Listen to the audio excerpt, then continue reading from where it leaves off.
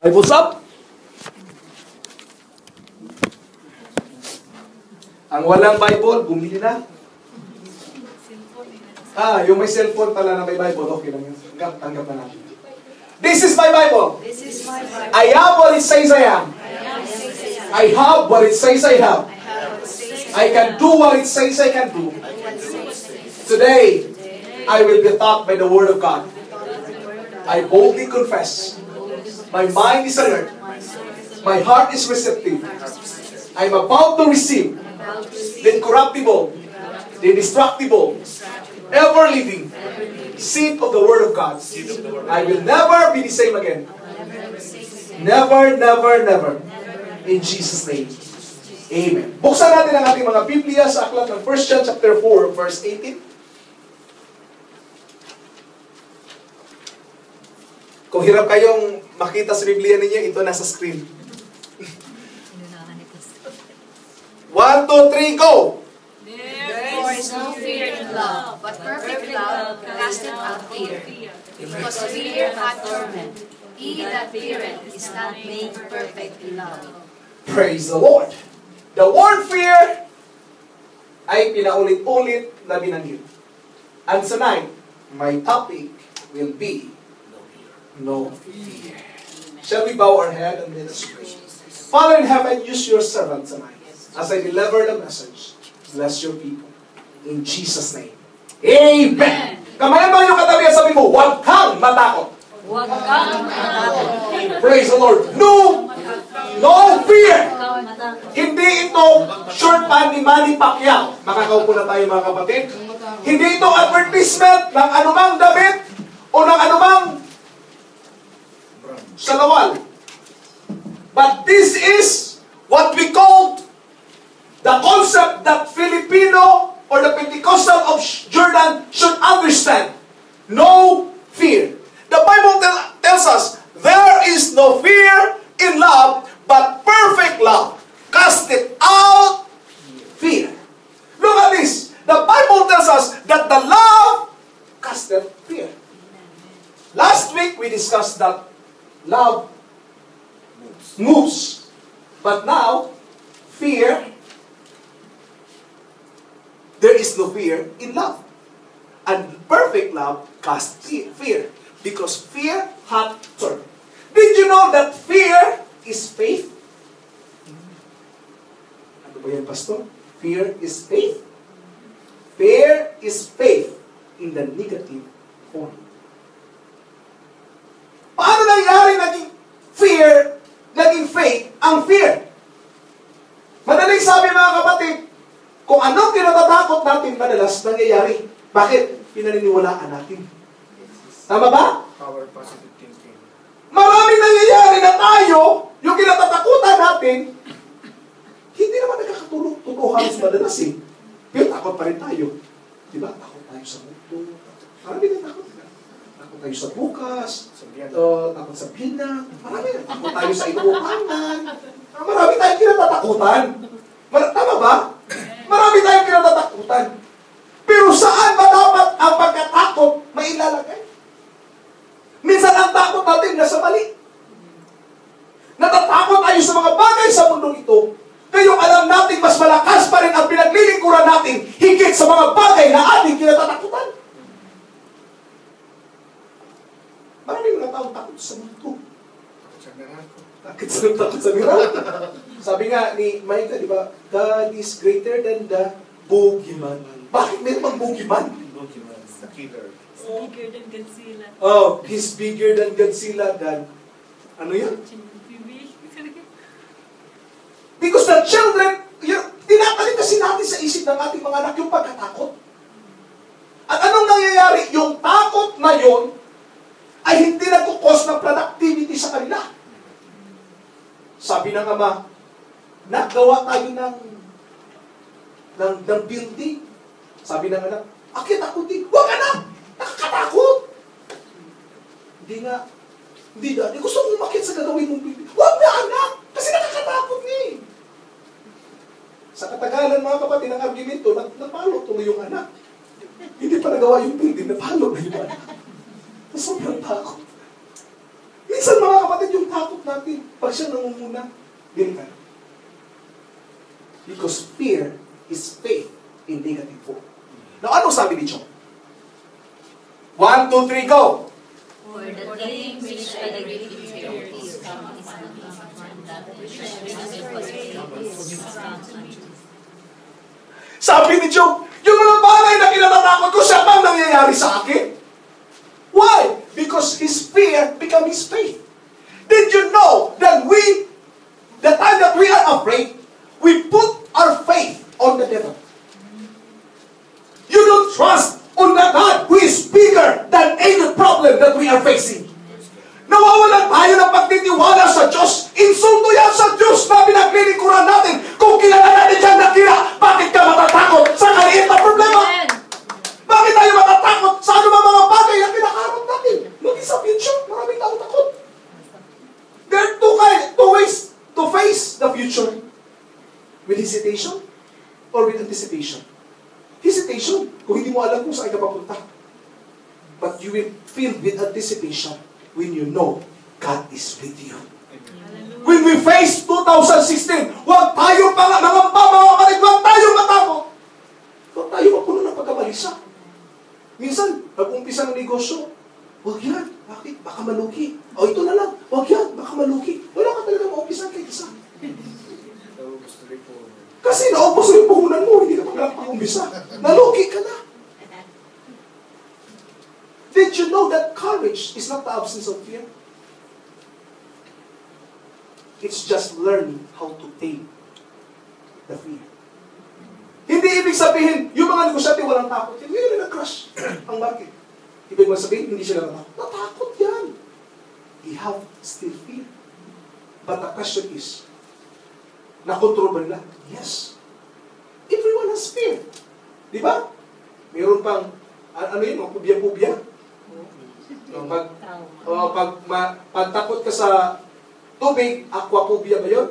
Pag takot ka sa aso, pirophobia. Aso. Aso pala yun. Doggy phobia. Doggy phobia. Hindi ko alam paano phobia yan. Maraming phobia! Nilalagay na lang yan eh. But did you know? It's not the absence of fear. It is learning how to tame the fear. May takot pa rin tayo. Pero ang tanong, kaya mo bang i-control? Baka tayo ang kinokontrol ng takot natin, hindi tayo ang kinokontrol.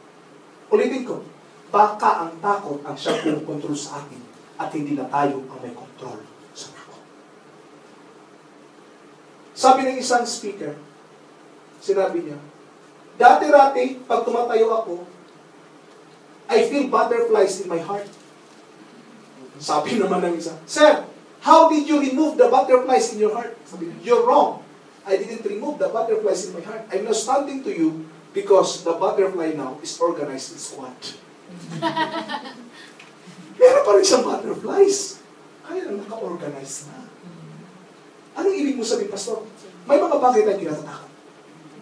Pero ang tanong ko, mas malaki ba yung pagkatakot mo dyan kaysa pagkatakot sa Diyos ko? Hallelujah.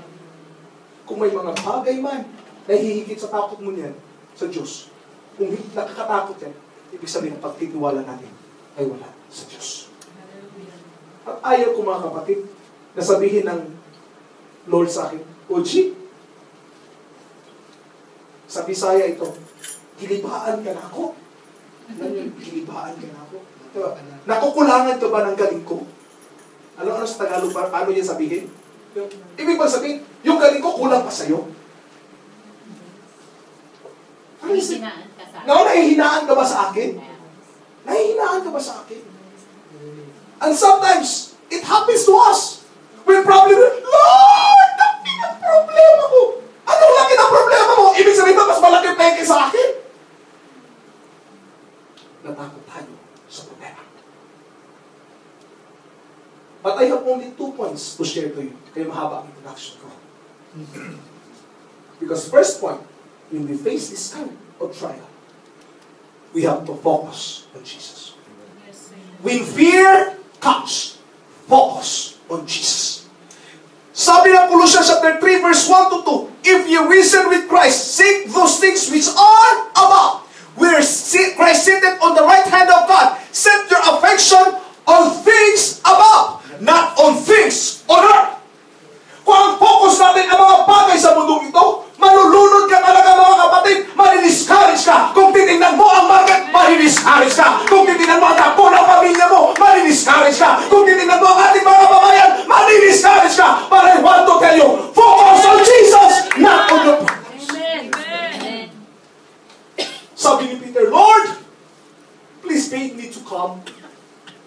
I want to walk on water.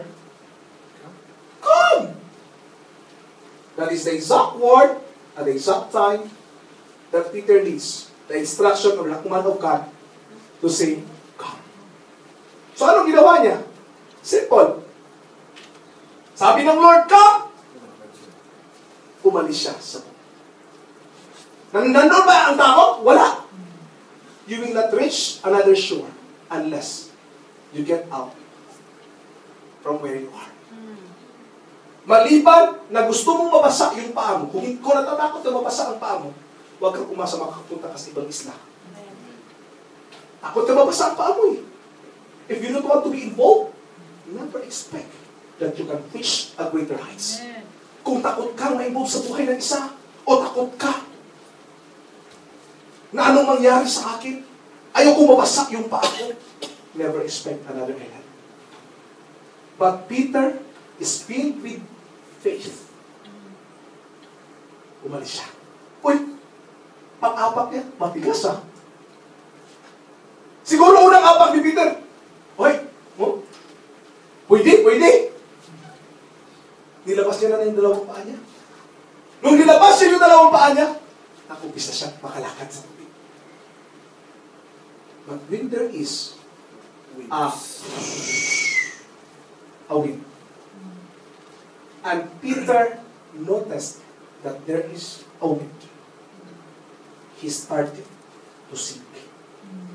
Ulitin ko, when Peter noticed the wind, it doesn't matter if there is a wind, as long as you don't notice them, you just ignore them. But Peter, nalipat ang kanyang atensyon from Jesus Christ to the wind. Ibig sabihin, ang atensyon niya sana kay Jesus Christ, kaya lang, lumipat sa problema. Nawala sa focus. Buti na yung camera rin, autofocus. Na kung tatago ka, mag-autofocus siya. Hahanapin ka. Pero hindi tayo ganun eh. Sana may mga Kristiyano, sana mag-autofocus na ba? Na pag ang concentration natin nawawala na sa Panginoon, bigla na balik sa Diyos. Pero hindi eh. Aabot pa ng isang taon bago makabalik sa Diyos eh. Aabot pa ng ilang buwan bago makabalik sa Panginoon. Where is your focus? When you are afraid of the things of this world, you will lose sight of God. Mawawala ka talaga kapatid. But focus your attention on Jesus Christ. Not on things of this world. All of these things will perish. All of these things will be gone. Tayo lahat dito, lilipas lang din, Brother Nelson. Hindi ako papayag abot ng 100 years, kita-kita pa rin tayo. At tiyak hindi na rin tayo mabubuhay after 100 years na yan. Everything changes, day by day, things changes. But did you know what? Kung napapago-bago man ang mundong ito, may isang tao o isang Diyos na natili. At siya lang ang dapat bigyan natin ng atensyon. Focus on Jesus. When you start singing, cry out, Lord, please, catch me. Catch me. Ang sabi ng Biblia, Jeremiah 33:3, the dial number, dial mo yung number niya, Jeremiah 33, call unto me, and I will answer thee. If you are now in the sinking sand, if you are now in the sinking, in the situation that you are stuck in a rock, kasi nga, you are listening to the voice of the wind. My suggestion is to say, focus on Jesus. Do not be afraid. Pastor, ano ibig mo yung parating sa akin? Pagod na akong matakot mga kapatid. When I started this ministry, sinabihan ako, huwag ka magkandak ng mga Bible studies sa mga secret police na ganyan. Takot ako. Dami kong takot. 2 buwan ako nagkulong dyan sa fellowship house na yan.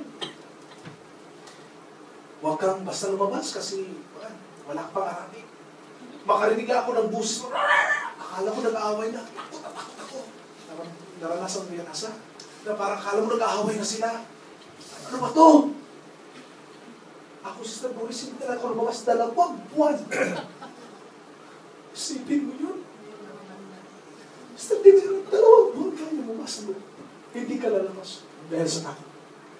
But I want to tell you, sabi ko, Lord, pagod na ako matakot. If I will not get out, who will know that I am here? Kung hindi ako lalabas, sinong makakaalam sa salitang dikdik na dikdik ko? But it doesn't mean, mga kapatid, na magbibigit ako ng Biblia, mga karating sa daan, because it's a violation against the law. But what I mean is this, I cast my fear unto Jesus. Sabi ng Biblia, cast all your cares unto Him, for He cares for you. That's my cares, the fears that I have. I have cares in my life. I worry too much. I have this problem, mga kapatid. Akala ko puro problema ang nakapalimot. But soon I understand, mga kapatid, na hindi pala ganun ang sitwasyon ko. It's just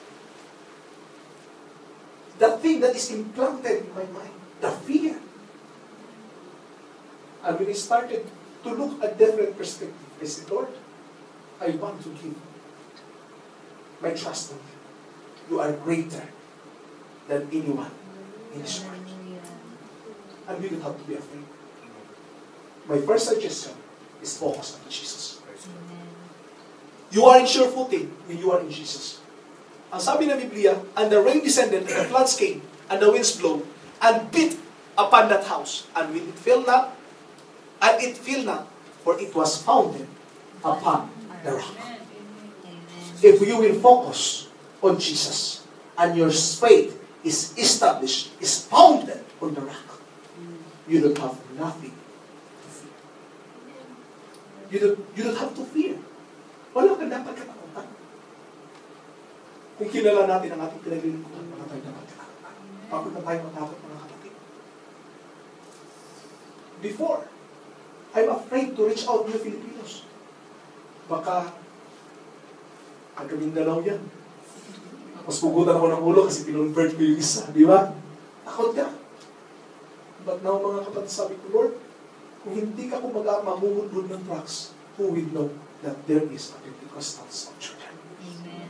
If I will not do the part that was given to me, what will happen? Or what will happen to the ministry you entrusted to me? Kaya may mga panahon, naglalakad kami ni Sister Ed, bitbit na rin calling card.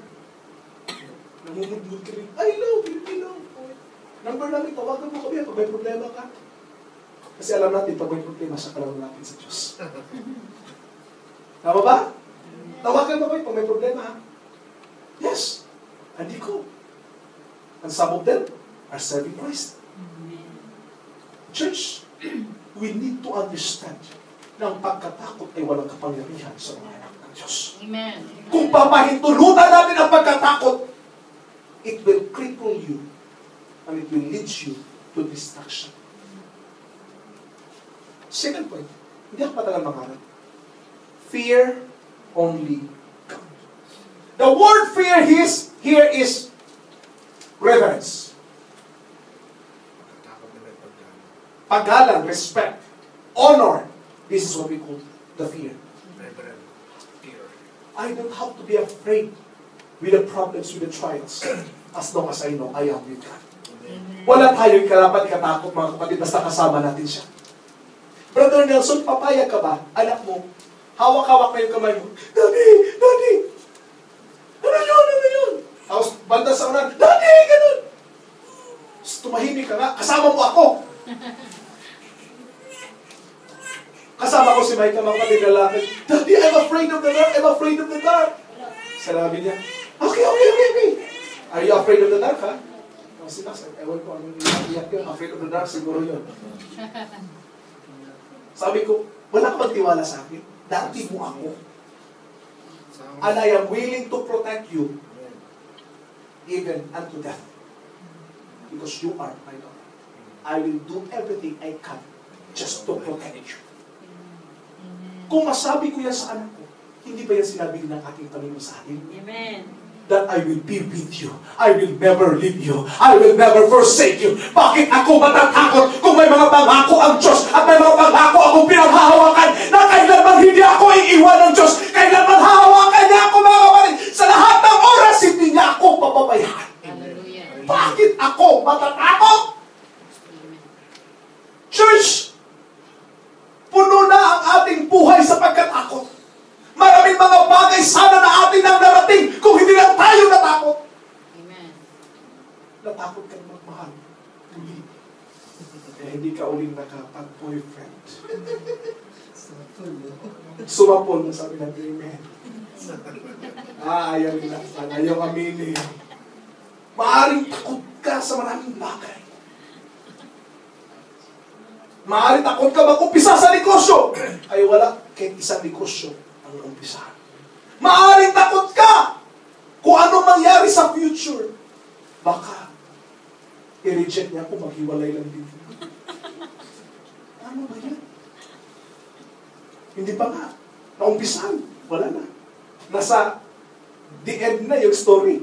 Kakabra, starring Roselyn Pauni. Tapos, the end. Bakit na the end?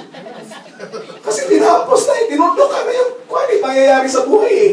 Baka always seek the way of God in our lives, mga kapatid.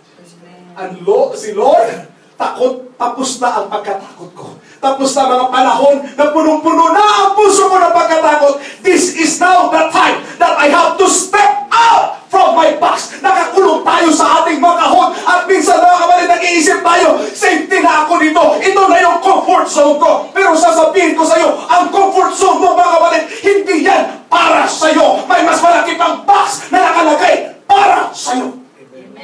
Greater blessing is set before you, but because you are afraid to handle things, you don't receive them because of your fear. And I want to challenge you tonight. Fear only God, not the things of this world.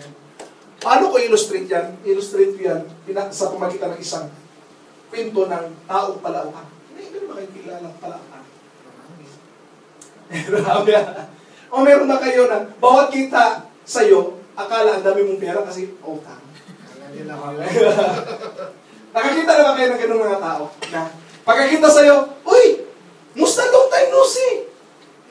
Utang. Pero ikaw dyan, utang naman ang 100 dyan, oh.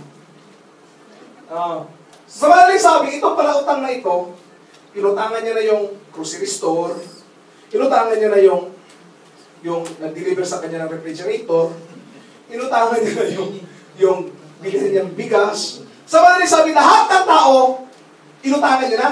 Pati si Roger Bombay. Pati si Mr. Bombay, inutangan niya rin. Kaya pag naglalakad siya, sa gabi siya naglalakad para walang makakita. Ngayon, sa madaling sabi niya, pagod na ako.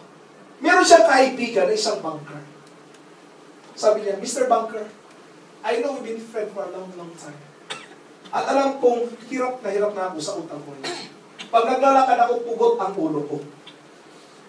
Ano yun ang sabihin? Para ostrich. Parang hindi ko sila nakikita. Kahit, uy! Utang mo! Utang! Parang ako walang narinig eh. Sakit! Hiyang-hiya na ako. Takot ako. Nagtatago ako buong buwan. Buong taon. Punong-puno na ako. Tulungan mo ako. Anong gagawin ko? Sabi ng banker, sinag-isip nila, pauutangin kita. Na naman! Problema na naman! Sa'yo na mahihiyan ako. Ang dami ng kahihiyan ang magagawa. Sabi niya, hindi. Pauutangin kita, sapat na bayaran mo lahat ng inutangan mo. In that way, meron ka na lang isang katatakutan. Ako. Naintindihan niyo ba ibig kong parating? Sabi ng Lord, takot ka dati sa iyong future. Takot ka sa mga kasalanan na gawa mo. Takot ka sa demonyo. Takot ka sa mga problema. Pero sabi ng Lord, papayaran ko yan lahat. At wala ka ng ibang dapat katakutan, kundi ako na lang. Jesus already paid the price for us. Deliverance from our sins is already paid. Healing for our sickness is already paid. Amen. Abundant life is already paid. future sins, paid. Binayaran lahat ng Diyos. Eternal life, paid. Heaven, paid. My question is, kanino na lang tayo may utang? At bakit ka matatakot sa kanila? Bakit ka matatakot sa mga bagay na nakapalibot sa'yo? I have just to be afraid, to have fear on my God. Put your fear on Him, not in the things of this world. Discouraged ka? Takot ka ba ngayon? Perfect love casted out all fear. Binanggit ko nung nakaraan, na sobrang ilang ko sa misis ko, hindi ako natakot, sabi lang. Saan yan si Ugi? Pupugutan ko yan ang ulo. Saan yung pupugot ang ulo? In love eh. Wala, di ba? Bakit dapat ka takot? Naalala ko, nanligaw ako. Yung papa, ganun ang important. Ako naman gusto sa ala. Kaya, ang nililinisan yung important, alam ko. Tinatakot ako dito. Oo. Naalala ko yung mga panahon na yun lang. Kiyos kamataan, walang takot. Diba? Sabihin ng mama, anak, huwag ka pumunta. May mumo dyan sa daan. Ang layo na naliligaw mo. Kakainin ko yung mumo. Because perfect love casts out. And the perfect love that I know is not the love of human, but the love of the divine. Church of God tonight, before I leave, when you have fear, focus on Jesus. Second, fear only God. Shall we all stand together? Fear only God. Nung si David tinanong, David, takot ka ba? Sabi ni David, no. Though I walk through the valley of the shadow of death, I will fear no evil, for thou art with me. Amen. Thy rod and thy staff, they comfort me. Thou preparest a table before me in the presence of my enemies. David, takot ka ba? Sabi niya, I don't fear. I don't have any fear. No fear. Kahit maglalakad pa ako sa shadow of death. Do you know what is shadow of death? It seems like a death. It's not really death. It's just a shadow of death. But sinabi niya, I fear no evil, for thou art with me. My question is, natakot ka ba ngayon? Ang tanong, baka wala ka ng tiwala sa Diyos. Church, matagal ng Diyos na tumatawag sa atin at nagsasabi, magtiwala ka naman sa akin. Sino kinatatakutan mo ngayon? Natakot ka doon sa inutangan mo? Hindi bayaran mo. Natakot ka ba sa problema? Hindi harapin. Kasi hindi masusunod yan hanggat hindi natin haharapin ng buong tapat. Iiwas tayo ng iiwas, mga kapatid. Hindi yan malulutas. Anong ibig kong sabihin, Pastor? Ibig kong sabihin, ibigay mo yan sa Diyos at wala kang dapat katakutan. At sabihin mo, Lord, ito ang nangyayari sa buhay ko ngayon. My future is uncertain. My past is broken. Ano pa ba ang pwedeng mangyayari sa buhay ko, Panginoon? But the Lord says, anak, kung nagtitiwala ka sa akin, bakit ka natatakot? Psalms 27 verse 1 says, the Lord is my light and my salvation. Whom shall I fear? The Lord is the strength of my life. Of whom shall I be afraid?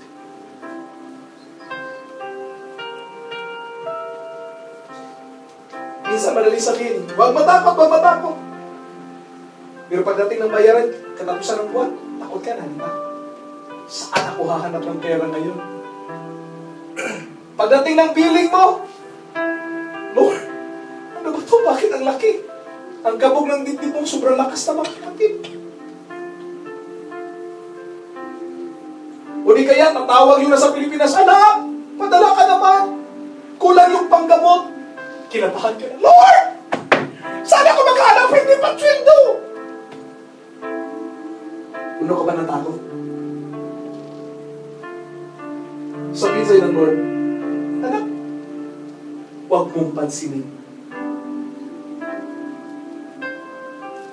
ang hangin. Just focus on me. Focus on me. When you ignore the wind, it doesn't mean that the wind is not there. It's existing. But the question is, saan ba ang buong focus na meron tayo?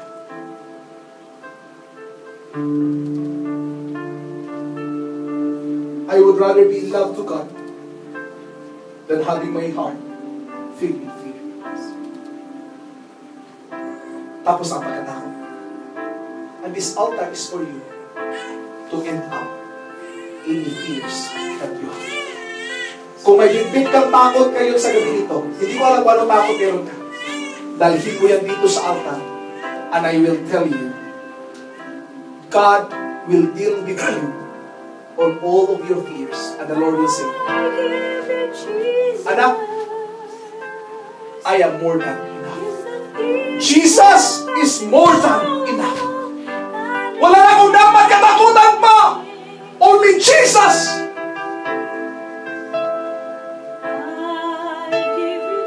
Focus on Jesus. Set your affection on things above, not on things on earth. Set your focus on the things above, not on the things that this earth possesses. Fear only God. The Lord is my light. Whom shall I fear? Let's open this altar for you. Kung ang takot mo ngayon, ang siyang pumipigil sa iyo, ang galing natin yan mga kapatid dito sa altar ng Panginoon. Ibigay natin yan lahat sa harapan ng ating Panginoon. Ibigay natin yan lahat sa ating Panginoon. Yesterday has gone, and tomorrow is uncertain. But cast all your uncertainties to the Lord. That's the only key to be released from this fear or fears that we have. I can offer to you not fear, but the love of Jesus Christ. God bless you.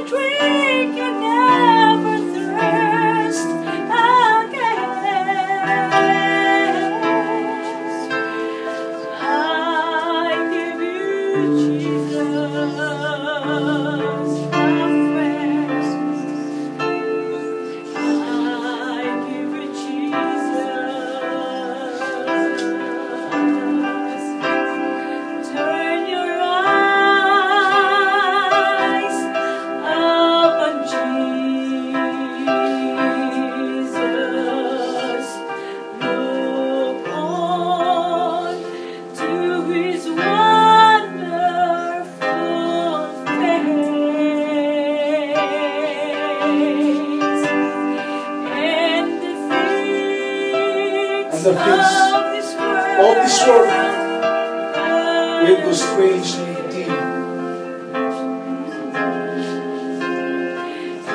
The light of eternity.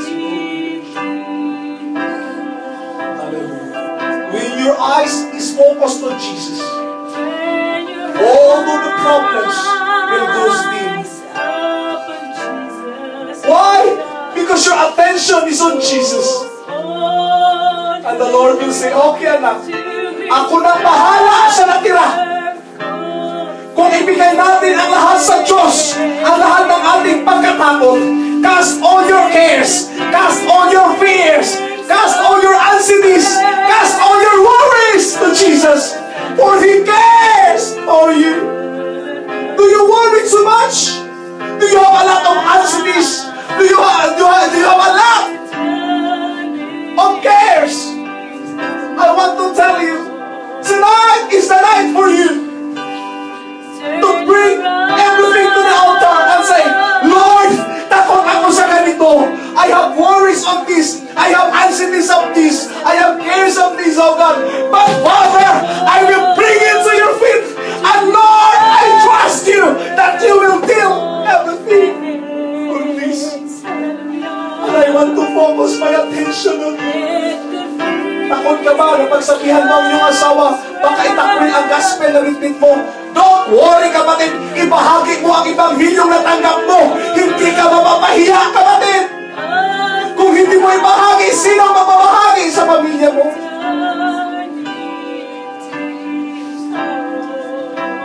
Takot ka ba?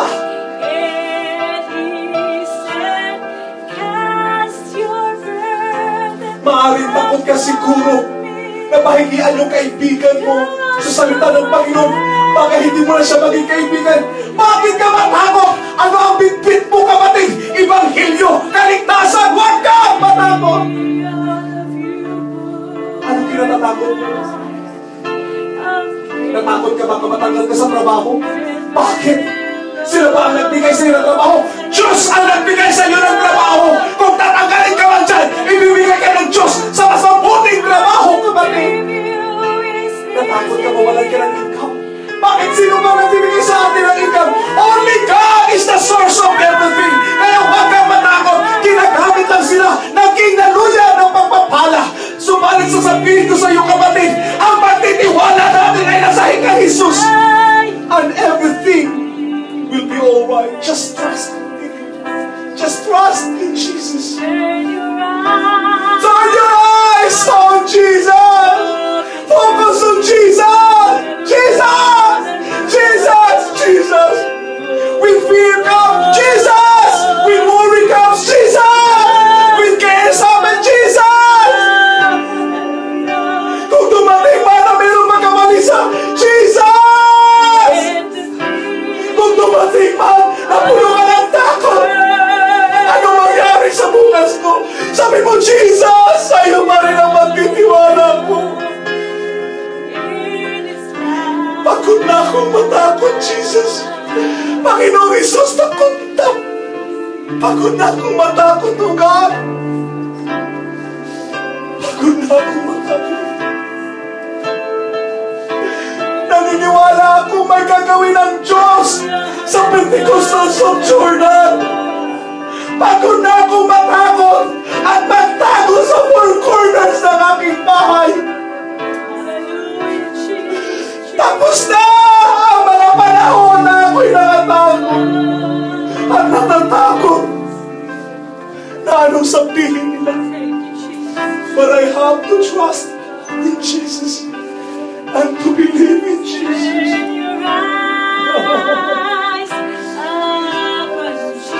Believe on Jesus tonight. Believe on Him. Focus on Jesus. Father in heaven, thank you, God, for teaching us. Thank you for the deliverance you have given to us through the Lord Jesus Christ.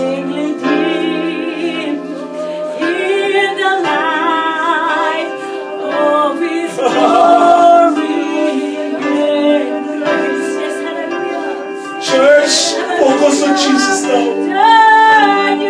Don't worry, mahabot ang ating oras. Don't worry. Focus on Jesus. And fear only God. Fear only God. Huwag kang matakot sa mga bagay-bagay sa mundo ito. Ang Diyos lang ang ating katakutan. At kung meron na tayong pagtutuunan ng pansin, hindi yung problema. Ubus na ang ating panahon sa pag-iisip sa mga problema. Wala naman, hindi naman nasusolve sa kakaisip. But let's start to focus on Jesus. Jesus, Father in heaven, I pray, oh God, touch your people once again. Father in heaven, Use us, oh God. If you can minister to someone, go ahead. Minister to someone if you want. Go ahead, you can minister now. If you can pray for someone, go ahead, pray for someone if you want. Father in heaven, I pray. Touch us, oh God, with your heart. Touch us, oh God, with your presence. Tapos na mga panahon na pagod kami, pag natakot kami, oh God. Tapos na mga panahon po na kami ng pagkamalis at pag-aalala. Gusto namin, Panginoon, ay bigyan mo namin pagtitiwala sa iyo, Ama. Tapos na mga panahon yun. We want to live in faith, not in fear. We want to be filled with love. We want to be filled with love, not to be filled with fear. Father in heaven, touch your people. And Father, help us to have our focus on you, to have our attention on you. Help us, oh God, to fear only you and nothing else. Look for in His wonderful Jesus, Jesus, Jesus, Jesus. Oh God, and the things of this world will grow. Hallelujah.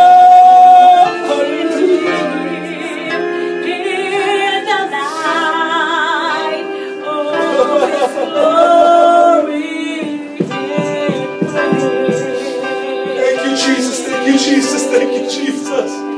And the things of this world will grow strangely deep in the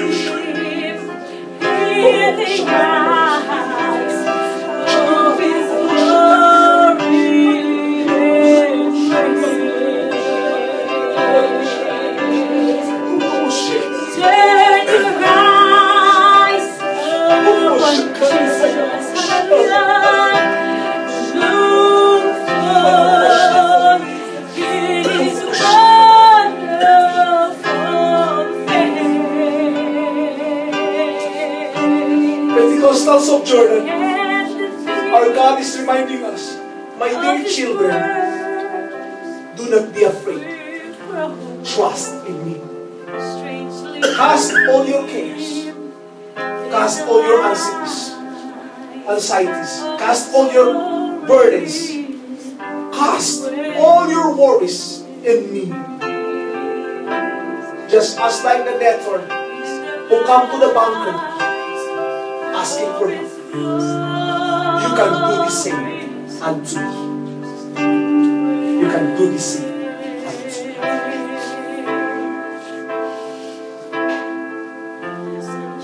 Tapos na ang pagkatakot sa ibang mga bagay. Binayaran ng Jesus sa krus ng Kalbaryo ang mga bagay na yan. Kaya sa susunod na darating, ang next billing, at napansin mo, ang kuryente mo umabot na ng 25. 3 months na. Lord, hindi ako matitinag at hindi ako matatakot. Tapos na ang pagkatakot ko dito. Kung ang future mo is very uncertain, sabi mo, ano kaya mangyayari, Lord? Puno ka na pag-aalala, baka itong mangyari, ganito, ganyan. At kinakalculate mo na yung ano, mag-aasawa ko, itong edad, anak, delay na dito.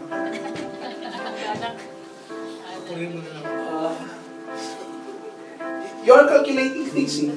You're calculating. Kasi nagpaplano tayo sa sarili natin plano, hindi ba? But I want to tell you, ang plano ng Diyos ay higit pa rin sa plano. Higit pa rin sa plano. Maganda ang plano natin, pero sabihin natin, Lord, maganda pa rin ang plano mo, Panginoon. Pagsak yung plano mo, Lord. Kung papasa man 75, pasang-awa. But your plan is 100% perfect. I just trust you. I just trust you. Shall we give thanks to the Lord? Pwede ba natin siyang pasalamatan sa mensahe niya sa iyo dito? Binayaran na ng Diyos ang lahat, mga kapatid. Binayaran niya na. Salamat, banker. Meron tayo na makagaling na banker. Amen.